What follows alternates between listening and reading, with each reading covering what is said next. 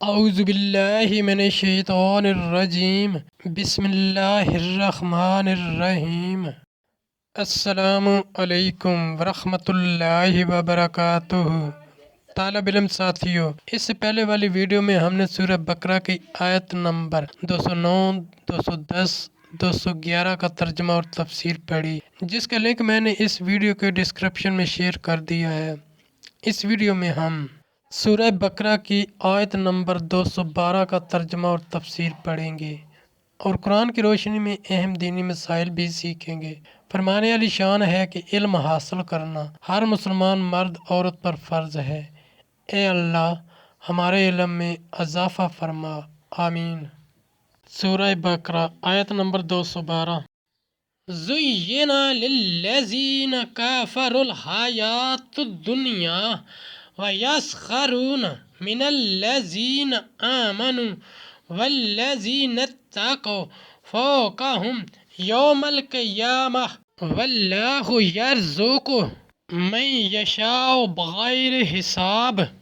کافروں کی نگاہ میں دنیا کی زندگی آراستہ کی گئی اور مسلمانوں سے ہنستے ہیں اور ڈر والے ان سے اوپر ہوں گے قیامت کے دن، اور خدا جسے چاہے بے گنتی دے۔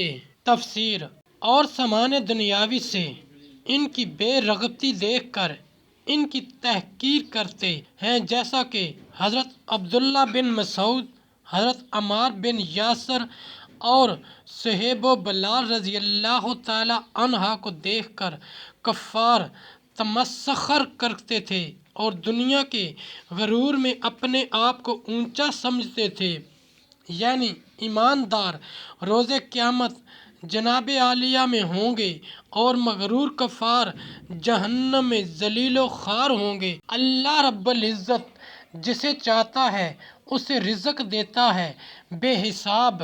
ساتھیوں، ہم نے قرآنی تعلیمات کو دنیا کے کونے کونے میں پہنچانا ہے، اس لیے آپ لائک کیجئے، شیئر کیجئے اپنے دوستوں اور اپنی فیملی کو۔